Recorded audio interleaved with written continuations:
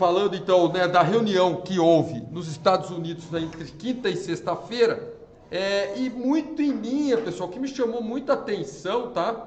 É que me chamou muita atenção, essa reunião, ela tá muito com a ideia muito parecida que a gente tem sobre a visão que a gente tem sobre a economia americana, tá, pessoal?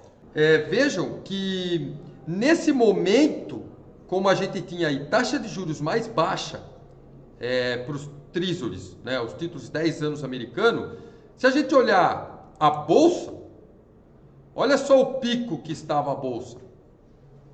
Então, enquanto os juros precificavam taxa de juros caindo mais forte no futuro, e se a taxa de juros no futuro está indicando uma queda mais forte, está mostrando uma queda mais forte, é porque de duas uma, ele está vendo a atividade econômica caindo muito forte, ou então a inflação caindo muito forte, né? Então um pouso forçado mais claro quando os treasuries negociam mais caindo, né, em queda.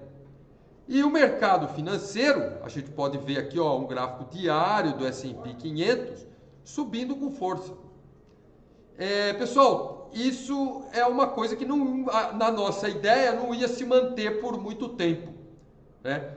A tendência e a nossa experiência e dos renomados aí analistas da nossa haste, e eu concordo com eles, no sentido de que quem tende a precificar melhor o futuro da economia, quem tende a mostrar com mais realidade o futuro da economia, é os juros, o mercado de juros, a curva de juros, e não exatamente o mercado financeiro, o mercado de ações. Então a gente entendeu dessa forma, e eu vim traçando e mostrando esse cenário nos últimos tempos, nas últimas 2, 3 semanas, de que em algum momento os juros poderiam então voltar a subir para precificar o cenário não tão ruim, ou então o mercado de ações, e também poderia acontecer se o mercado americano poderia cair. A gente vem, né, com posições, vamos dizer, com um viés vendido em mercado americano nos últimos tempos, e ele era comprado para juros, né, já que as taxas dos treasuries estavam bem baixas a 2,60, 2,70.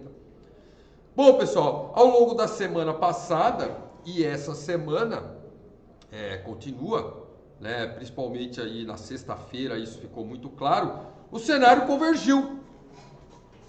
O juro saiu de 2,8, foi para 3,10, e nesse cenário de 3,10 de juro, entre 3,10 e 3,20, já fica muito atrativo aplicações para fundos macros, para quem está olhando aí para a rentabilidade ao longo do ano, já faz sentido operar a taxa de juros americana de 10 anos para 3,10, 3,20, e essas posições já começaram a serem feitas.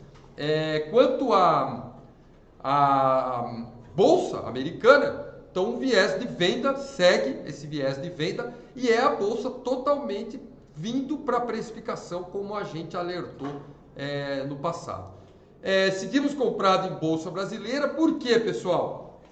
A gente está analisando, e eu estou falando aqui para vocês, semana assim, dia assim, a gente está olhando a atividade econômica no Brasil, e a atividade econômica vem sendo reavaliada para cima semanalmente, né?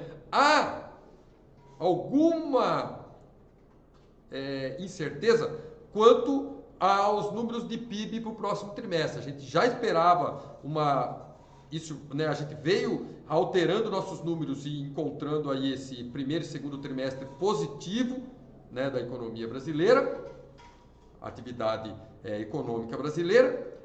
E para o terceiro trimestre é comum, pelas sazonalidades, né, a gente chamou disso a atenção para isso na semana passada, uma inconsistência, ou seja, uma volatilidade maior dos dados do primeiro trimestre, do próximo trimestre, né, o terceiro trimestre da atividade econômica brasileira. A gente já está então falando na margem, né, olhando para um forecast, como eles dizem, ou seja, uma expectativa.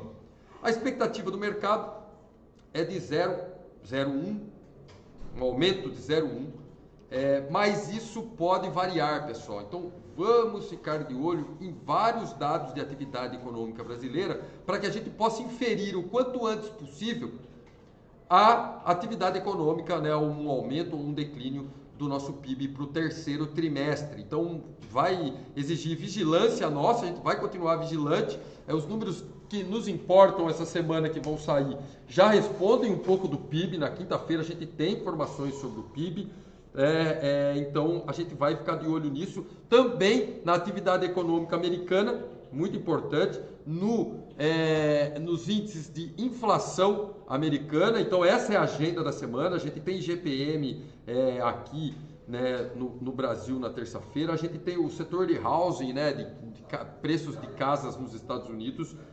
A gente tem o PMI chinês. E a gente tem o CPI, né? E a gente quer entender o CPI na Europa na quarta-feira. E a gente quer entender, né, essa Europa que a gente fala, vira e mexe, que toda semana a gente vem dizer que a Europa está piorando, que o preço do gás está aumentando, né? Então a gente quer enxergar o ponto de inflexão da inflação europeia e não consegue, né? Muito desse última alta do gás pode aparecer no CPI europeu, piorando as condições da Europa, tá, pessoal? A gente está esperando um momento para poder dizer que a Europa se estabilizou, mas o que a gente vê consistentemente é a Europa piorando, tá, pessoal?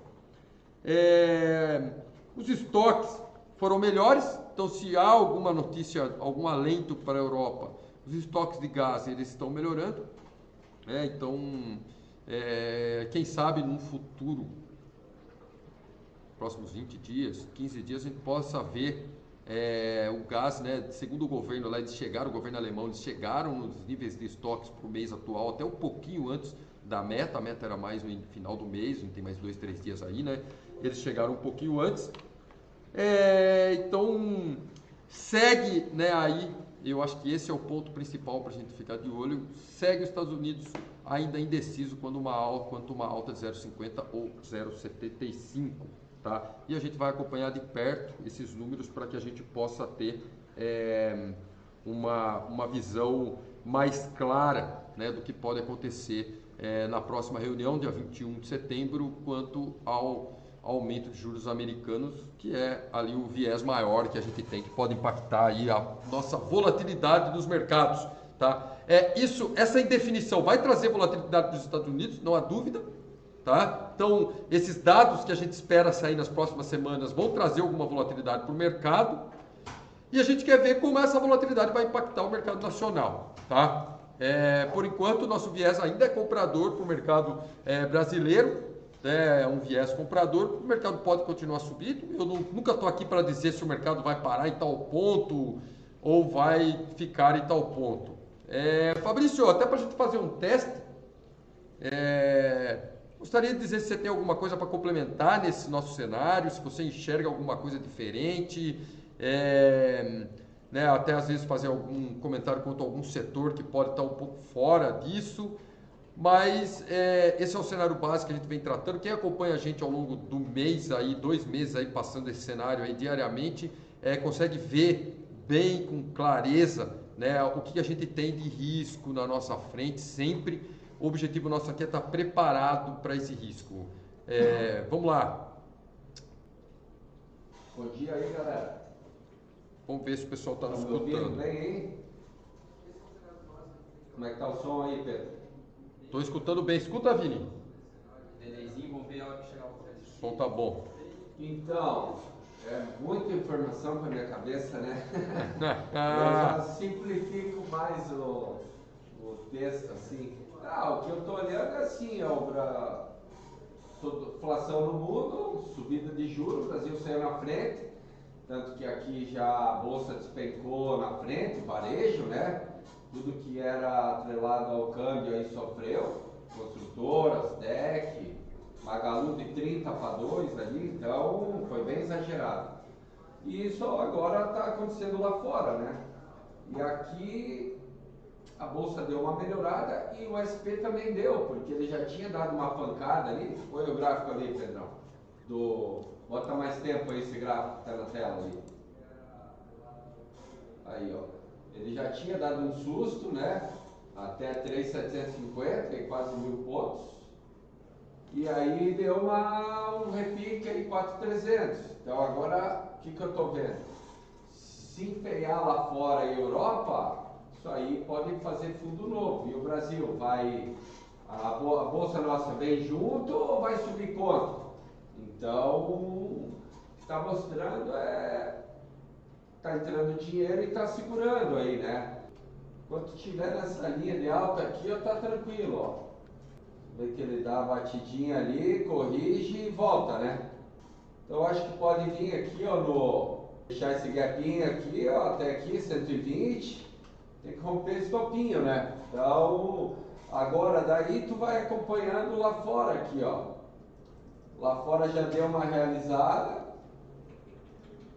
Aqui, ó, já deu essa queda aqui, vai subindo contra, né? Então, se parar por aqui e começar a subir o S&P 500, aí nós vamos embora. 100, 120, 130.